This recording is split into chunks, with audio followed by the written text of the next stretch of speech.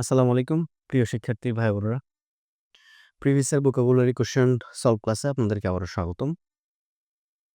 18 নম্বর ক্লাসের পরে আজকে আমরা 19 নম্বর ক্লাস নিয়ে এসেছি। তো আমরা আজকেও পূর্বটি এমসিকিউ আমরা সলভ করব আজকের ক্লাসে। তো চলুন আমরা আমাদের ক্লাসটি আমরা শুরু করে দিই।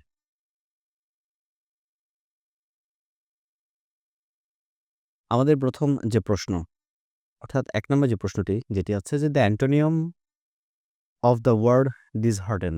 ডিসহার্টেন শব্দটির অ্যান্টোনিয়াম কি? এর আগে আমাদেরকে জানতে হবে যে আসলে ডিসহার্টেন শব্দটির অর্থ কি? ডিসহার্টেন শব্দটির অর্থ হচ্ছে আসলে নিরুৎসাহিত করা। হুম, নিরুৎসাহিত করা। অর্থাৎ কাউকে উৎসাহ দেওয়া, হ্যাঁ? বা কাউকে সাহস দেওয়ার যে ব্যাপারটা, সেটার বিপরীতটা হচ্ছে যে ডিসহার্টেন। এখন আমরা যদি এটির অ্যান্সার খুঁজি তাহলে এটির অ্যান্সারটা হচ্ছে যে এনকারেজ, কাউকে এনকারেজ করা মানে উৎসাহ দেওয়া। যেহেতু অ্যান্টোনিম চেয়েছে। আমরা যদি এখন বাকি অপশনগুলোর আমরা অ্যান্সার দেখি তাহলে দেখুন যে ডিসকারেজ করা, নিরুৎসাহিত করা, ডিসহার্টেন কিংবা ডিসকারেজ দুটোই সিনোনিয়াম। সো এটি আমাদের অ্যান্সার হচ্ছে না। ডেভেলপ হচ্ছে উন্নতি করা, সুপরিচিত একটি শব্দ, এটিও আমাদের অ্যান্সার না। আমাদের পরবর্তী যে অপশন যেটি হচ্ছে যে অ্যামেলিওরেট। অ্যামেলিওরেট শব্দটির অর্থ কি? অ্যামেলিওরেট শব্দটির অর্থ হচ্ছে যে উন্নত করা, হ্যাঁ? বা আস্তে, আস্তে অপেক্ষাকৃত ভালো করা বা উন্নত করার যে ব্যাপারটা সেটাটা হচ্ছে যে সেটার অর্থ হচ্ছে অ্যামেলিওরেট। সো আমরা এটা লিখতে পারি যে আসলে উন্নত করা। ২ নম্বর প্রশ্ন।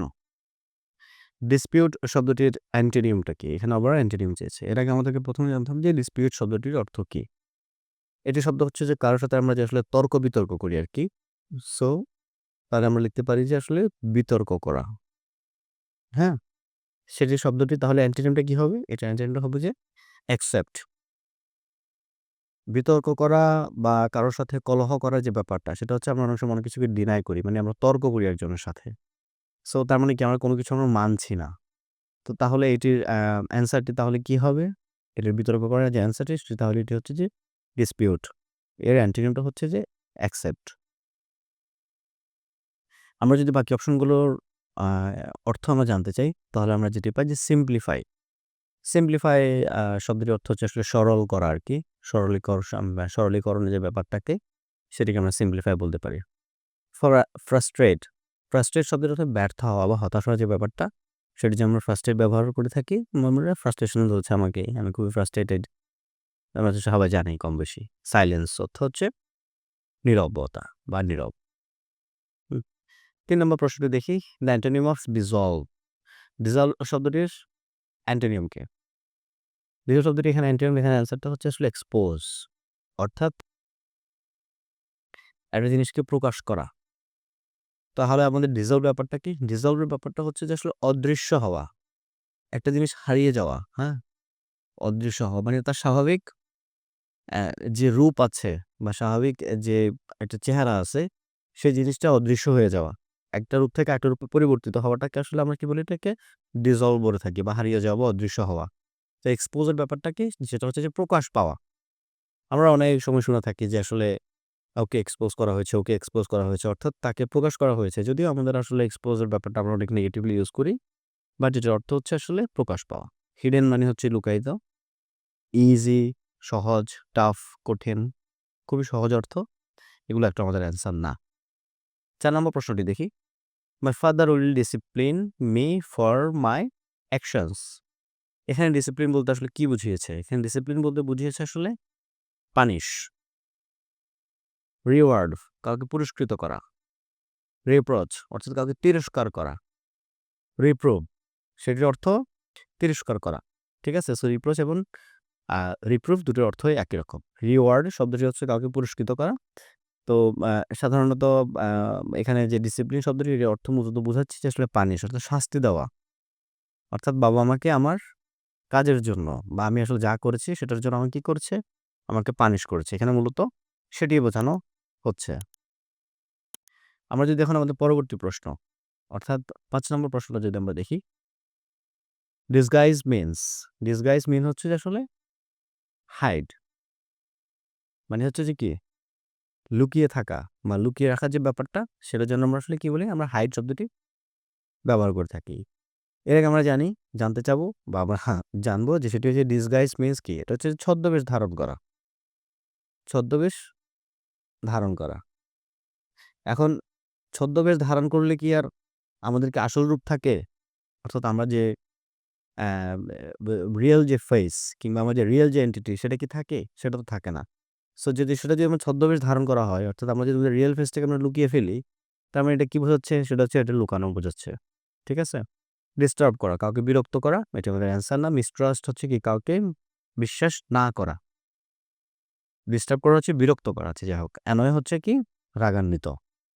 বা রাগের যে ব্যাপারটা সেটার জন্য আমরা আসলে অ্যানয় শব্দটি ব্যবহার করে থাকি। ৬ নম্বর প্রশ্ন। The opposite of dismay. Dismay শব্দটির অপোজিটটা কি হবে এখন এখানে? ১ম এ আমরা জানবো যে ডিসমে শব্দটির অর্থ কি? এটির আমরা যদি কয়েকটা অর্থ আমরা লিখে রাখি, এটা হচ্ছে যে প্যানিক বলতে পারি আমরা। হুম? বা কেউ যে ভয় পাওয়ার যে ব্যাপারটা, অর্থাৎ সে খুবই হতাশ হয়ে গেছে। এক ধরনের তার মধ্যে এক ধরনের ভয়, একটা আতঙ্ক কাজ করছে আরকি। সেটি বোঝাতে আমরা আসলে ডিসমে শব্দটি আমরা ব্যবহার করে থাকি। তাহলে এটির অপোজিট কি হবে? এর অপোজিট যে অ্যান্সার সেটি হচ্ছে যে আসলে জয়। অর্থাৎ সে আনন্দিত, সে খুশি, সে ভয় মানে সে ভীতু না, সে হতাশ না। হ্যাঁ? এটির অপোজিটটা হচ্ছে জয়। বাকিগুলোর অর্থ যদি আমরা দেখি আন্ডারস্ট্যান্ডিং, অর্থাৎ বোঝার যে ব্যাপারটা, উপলব্ধি করার যে ব্যাপারটা, সেটা যদি আমরা আন্ডারস্ট্যান্ডিং শব্দটি ব্যবহার করে থাকি। অ্যাঙ্গুইশ, অ্যাঙ্গুইশ শব্দটি হচ্ছে তীব্র মনোকষ্ট বা অনেক মনোকষ্ট পাওয়ার যে ব্যাপারটা, হ্যাঁ? সেটার জন্য আমরা আসলে অ্যাঙ্গুইশ ব্যবহার করে থাকি। হুম? মনোকষ্ট। জয় তো আনন্দ, স্যাটিসফ্যাকশন হচ্ছে কি? সন্তুষ্টি। আচ্ছা। ৭ নম্বর প্রশ্ন। The appropriate meaning of the word diversity. Diversity শব্দটির কি আমরা অ্যাপ্রোপ্রিয়েট মিনিং চাচ্ছি। এর আগে আমরা জেনে নিই ডাইভার্সিটি শব্দটির অর্থ কি? ডাইভার্সিটি শব্দটি মূলত হচ্ছে যে বৈচিত্র্য। হ্যাঁ, একটা রূপ থেকে আরেকটা রূপ দেখানো বা একটা রূপ যে প্রকাশ করার যে একটা জিনিসের যে আসলে অনেক রকমভাবে দেখানো যায়, সেটাকে মূলত আমরা ডাইভার্সিটি বলি আরকি। ঠিক আছে? তাহলে এটি আমাদের কি চাচ্ছে, এটার অ্যাপ্রোপ্রিয়েট মিনিংটা চাচ্ছে। তাহলে এটি অ্যাপ্রোপ্রিয়েট মিনিংটা কি হবে? ১ম এ যে ভ্যারাইটি, খুবই সহজ একটা এবং পরিচিত একটি শব্দ। এটি হচ্ছে আমাদের অ্যান্সার। আমরা যে বলি না যে ভ্যারাইটি রকমের কাপড় দেখানো, ভ্যারাইটি রকমের দেখান। হ্যাঁ? একটু ভ্যারাইটি একটা প্রোডাক্ট দেখান। মানে ভিন্ন রকমের জিনিস দেখান। একটু বিচিত্র বা অন্যরকম একটা জিনিস দেখান। সেই জিনিসটা বলতে আমরা আসলে ডাইভার্সিটি কিংবা ভ্যারাইটি আমরা ব্যবহার করে থাকি। ইউনিফর্মিটি অর্থাৎ একই রকম। মিলের যে ব্যাপারটা সেটার জন্য আমরা আসলে ইউনিফর্মিটি শব্দটি ব্যবহার করে থাকি। সিকিউরিটি অর্থাৎ কি নিরাপত্তা। ইউনিটি মানে কি? একতাবদ্ধ হওয়া বা একসাথে হওয়া যে ব্যাপারটা, সেটার জন্য আমরা বোঝার জন্য আমরা ইউনিটি শব্দটি ব্যবহার করে থাকি। ৮ নম্বর প্রশ্ন। Opposite word diversity. এখন কি চাচ্ছে? ডাইভার্সিটি শব্দটির অপোজিট চাচ্ছে। আচ্ছা। এখন এর আগে যদি ডাইভার্সিটি যদি আমাদের কি বলে? বৈচিত্র্য হয় মানে ভিন্ন রকমের হয়, তাহলে এখন এটা কি হবে? একই রকম হবে। এটার অ্যান্সারটা। তাহলে আমাদের অ্যান্সারটা কোনটি? সিমিলারিটি। সিমিলারিটি হচ্ছে যে আমাদের এটির অ্যান্সার। আচ্ছা, আমরা বাকি অপশনগুলো আমরা অ্যান্সার দেখি। ভ্যারিগেট। ভ্যারিগেট শব্দটির অর্থ বিকল্প, হ্যাঁ? বা ভিন্নতা যে ব্যাপারটা, সেটার জন্য আসলে ভ্যারিগেট শব্দটি ব্যবহার করা যায়। তাহলে এটি আমাদের অ্যান্সার না। কারণ হচ্ছে তাহলে এটি কি হয়? এটি সিনোনিম হয়ে যায়। ডিফ্লেক্ট, হুম? কোনো কিছুকে ডিফ্লেক্ট হচ্ছে কি? বিচ্যুত হওয়া। অর্থাৎ কোনো কিছু থেকে বিচ্যুত হওয়া।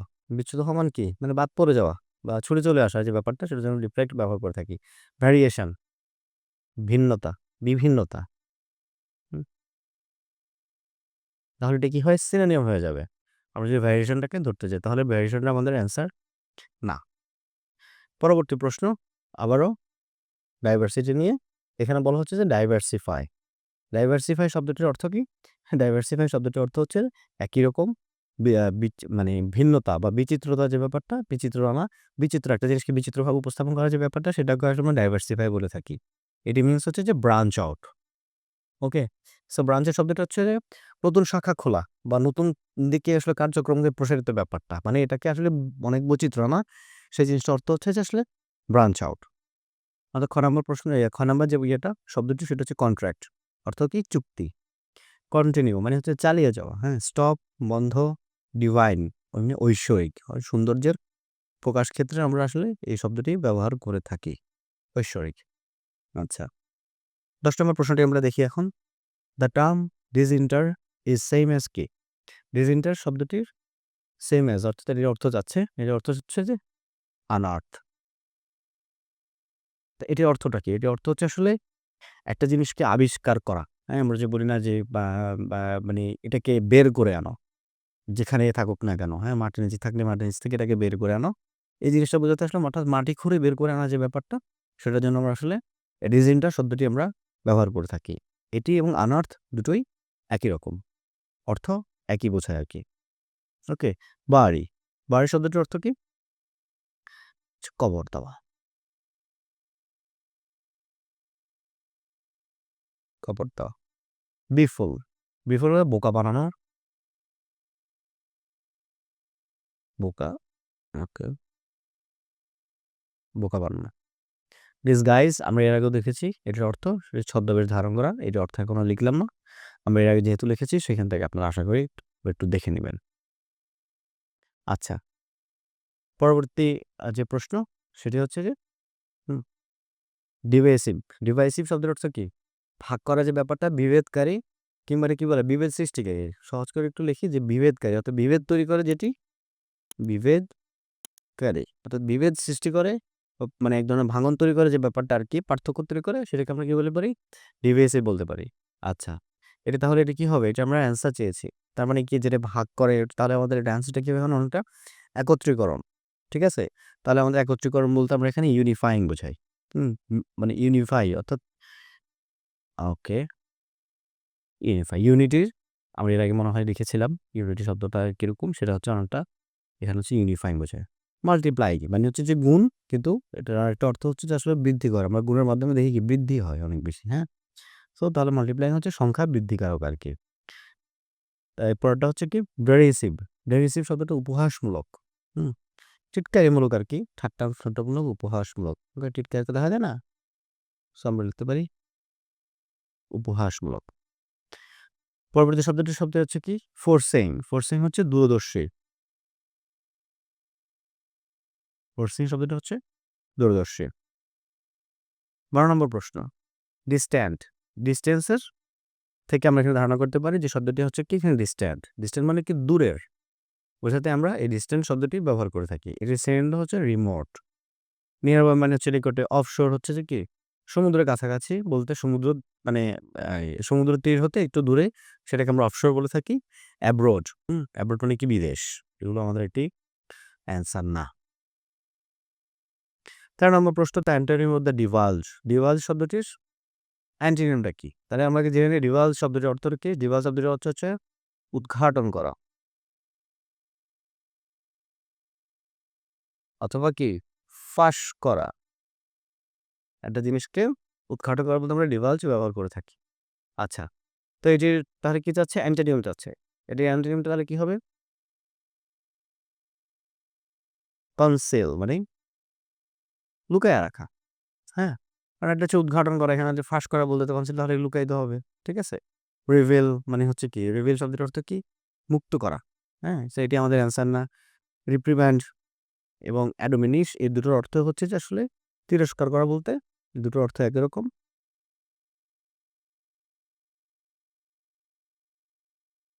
তিরস্কার করা বলতে আমরা দুটো শব্দ ব্যবহার করে থাকি। ১৪ নম্বর প্রশ্ন দ্য অ্যান্টোনিম অফ ডিভালজ। আবার কি চাচ্ছে? ডিভালজ শব্দটির অ্যান্টোনিম চাচ্ছে। একটু আগে আমরা দেখেছি ডিভালজ শব্দটির অর্থ কি? উদ্ঘাটন করা বা ফাঁস করা। সো তাহলে এবার আনসারটা কি হবে? Keep secret. এই যে দেখেন কিপ সিক্রেট বা কনসিল লুকিয়ে রাখা এগুলো মোটামুটি একই অর্থ। ইভালুয়েট করা অর্থাৎ কি একটা জিনিসকে মূল্যায়ন করা। রিফাইন। রিফাইন হচ্ছে যে বিশুদ্ধ করা বা শোধন করা বলতে আমরা রিফাইন বলতে পারি। রিস্টোর একটা জিনিসকে আগের জায়গায় ফিরিয়ে আনা। রিস্টোর দোজ ফাইলস, হ্যাঁ? ওই যে ফাইলগুলোকে রিস্টোর করেন অর্থাৎ আগের জায়গায় ফিরিয়ে আনেন বা একটা জিনিস আমরা কম্পিউটার আমরা দেখি যে একটা জিনিস যখন আমরা ডিলিট করে দেই সেটাকে আবার রিস্টোর করা হয়। অর্থাৎ কোথায় ছিল সেটাকে আবার আগের জায়গায় নিয়ে আসো, ওটাকে উদ্ধার করো। ঠিক আছে? সেটাই বলতে আমরা রিস্টোর ব্যবহার করে থাকি। ১৫ নম্বর অর্থাৎ শেষ প্রশ্ন যেটি অ্যান্টোনিম অফ ডগমা। ডগমা শব্দটির অ্যান্টোনিমটা কি? ডগমা শব্দটির অ্যান্টোনিমটা হচ্ছে যে আনবিলিফ। আচ্ছা, সো দ্যাট মিনস আমরা আনবিলিফ মানে অবিশ্বাস। হ্যাঁ? যেটা আসলে কি নীতির বাহিরে বা জিনিসটা আসলে মানে নীতিগত না। ঠিক আছে? তো সেটাই হচ্ছে যে আসলে আনবিলিভ বা যেটাকে আমরা বিশ্বাস করি না। তার মানে বোঝাচ্ছে যে ডগমা শব্দটির অর্থ হচ্ছে যে আসলে এক ধরনের মতবাদ, আ মতবাদ কিংবা এক ধরনের নীতি বলতে আমরা যা বুঝাই সেটির জন্য আমরা ডগমা ব্যবহার করে থাকি। এই ডক্ট্রিন, প্রিন্সিপাল এবং টেনেট এই ৩ টি শব্দের অর্থই একই রকম। হ্যাঁ? অর্থাৎ মতবাদ কিংবা আমরা এখানে লিখিয়ে দিই, মতবাদ কিংবা নীতি বোঝাতে সেটাই আমরা এই ৩ টা শব্দ ব্যবহার করে থাকি অথবা ডগমা ব্যবহার করে থাকি। তো এই ছিল আজকের আমাদের ক্লাস। আমরা আজকের ক্লাস আবার ১৫টি এমসিকিউ আমরা সলভ করেছি। পরবর্তী ক্লাস অর্থাৎ ২০ নম্বর ক্লাস নিয়ে আসবো খুব দ্রুতই। ক্লাস নিয়ে কোনো মন্তব্য থাকলে কমেন্ট সেকশনে জানাতে পারেন। ভিডিওটি ভালো লাগলে অবশ্যই লাইক করবেন, কমেন্ট করবেন এবং শেয়ার করবেন এবং আমাদের চ্যানেলটিকে সাবস্ক্রাইব করবেন। তো পরবর্তী ভিডিও দেখার আমন্ত্রণ জানিয়ে সবাইকে আল্লাহ হাফেজ।